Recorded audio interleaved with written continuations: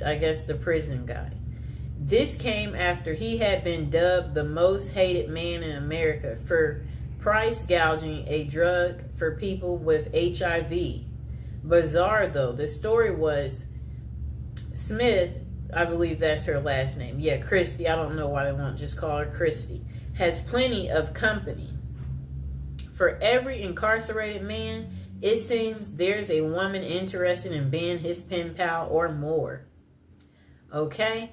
Christy Smith, a former journalist who helped break the story of a white-collar criminal, Martin Shkreli. Wright became romantically involved with him while he served a federal prison sentence for fraud. Okay, I'm about to show her. She looks fairly normal, too. She's, normal looking lady. And, he's the genius. I'm trying to say, I guess, he thought he was the genius. He didn't know he would get caught. It's a trend explored in the book Love Lockdown, Dating, XXX, and Marriage in America's Prisons. Okay. Greenwood decided to start researching prison marriages after her own extensive correspondence with jail white-collar criminal Samuel Israel III, currently serving a 22-year sentence in Butner, North Carolina federal prison for mail fraud and investment advisor fraud. Oh no. Some of this, it does make you wonder, how do these people get into committing these crimes? Or what? How does it start? What, do you get away with one thing and then it makes you think, oh, I could do that again and get away with it, and then you keep getting comfortable enough, you get so comfortable that you keep on, and then you eventually leave footprints. Okay, so this guy, I guess his name is Israel, it said he had faked his death by staging a suicidal plunge off the Bear Mountain Bridge in upstate New York in June 2008. He turned himself in to the feds 3 weeks later, and Greenwood reached out to him whilst researching her first book, Playing Dead, about people who fake their own deaths or disappearances. They have stayed in touch for 7 years, corresponding frequently, although they have never met. Quite interesting, right, people? I think we know people like this, where you're online friends, and for whatever reason, y'all stay in touch. I don't know what that's about, why people want to do that. Because it's I don't want to do it, so I don't know why people want to do it. Okay. Throughout the half dozen years I've known Sam, he has gone from my subject to my stalker to my friend, she writes, nodding that the correspondence helped her understand the laser-like attention an inmate with little to do can lavish on a lady. For her latest book, Greenwood followed the lives of 5 couples who met while one of them was incarcerated. Okay. I don't know what that means. I'm just trying to say, whatever they wrote was very confusing. What came next? So, to prison wives who have long histories with their men, MWI. Okay? Women are seen as pathetic losers, or worse yet, prison groupies. Let's just label them a prison groupie. But what she found were relationships that were at times romantic, messy, complicated, and sometimes heartbreaking. In other words, not too unlike those in the real world. One couple includes Joe, an ex-Army medic who had worked as a prison guard at a Kansas City jail, and Benny Reed, who was serving a 10-year sentence in the maximum security Oregon State Penitentiary for the attempted murder of his then girlfriend. It shows Joe and Benny Reed, who met on a prison pen pal site on their wedding day, and they are kissing. I'm going to show the picture. That's her prison boo. You see that? How romantic. The pair met on a prison pen pal site. Joe knew the stigma of associating with a felon, but it didn't deter her.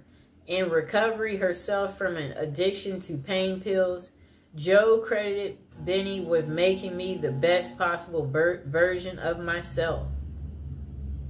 I think these women tend to be very nurturing. They have a sense of wanting to be cared for, wanting to be caring for someone else, and men in prison, for obvious reasons, are quite needy.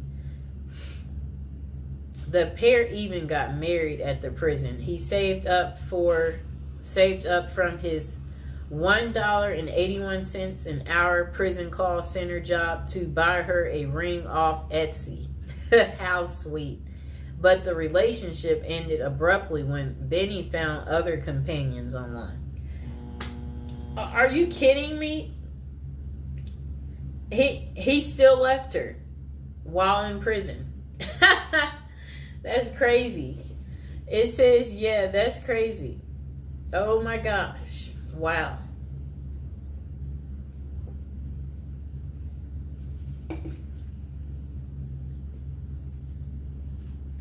I'll reread that part for you.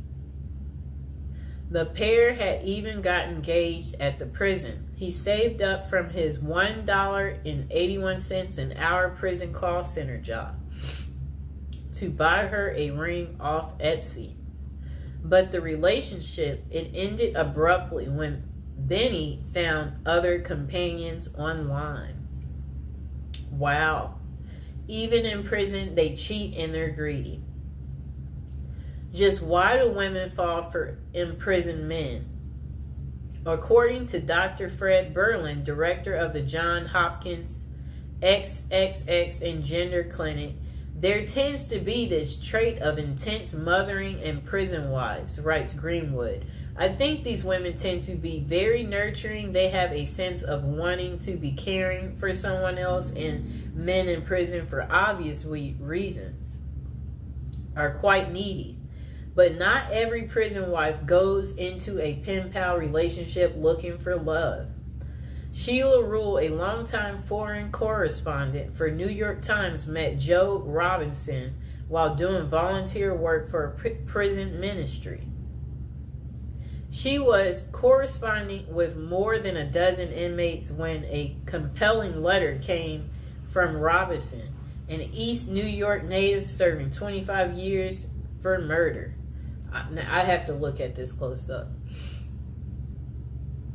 I guess she was really lonely too. Okay, I'm looking at them. Oh, how are they in bed together? They must. She must like spent that one weekend day with him. This is funny. He has on regular clothes. Let me show the picture. Yep, she met him during her volunteer. Okay, so look, that lady I showed you, Sheila, a longtime foreign correspondent for New York Times, met Joe Robinson, the guy that you saw there, while doing volunteer work for a prison ministry. She was corresponding with more than a dozen inmates when a compelling letter came from Robinson, an East New York native serving 25 years for murder. As a pen pal, he was looking for a young lady, and Rule, who had been married twice, was in her 50s, 20 years his senior. She let him down and flat out told him that she couldn't be his companion but could be his friend. For a year, the two exchanged letters that were deeply vulnerable but very flirtatious. In 2003, he convinced her to visit him in person, where the relationship switched from friendship to romance. And they wed in 2005. That's 2 years later after he convinced her to visit him. They've now been married 15 years, 12 of which Robinson was in prison. She says the marriage is happy and familiar, like an old shoe. That's so funny. Like, it's like a shoe.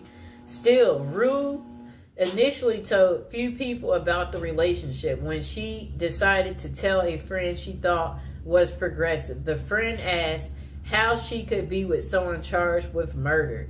I'm not marrying Joe's past, she told the friend. I'm marrying the person he's become.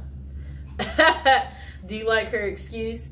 So that's the end of Terrible Crimes. How it couldn't stop these ladies from marrying men behind bars. I hope you guys liked the video. Don't forget to like and subscribe.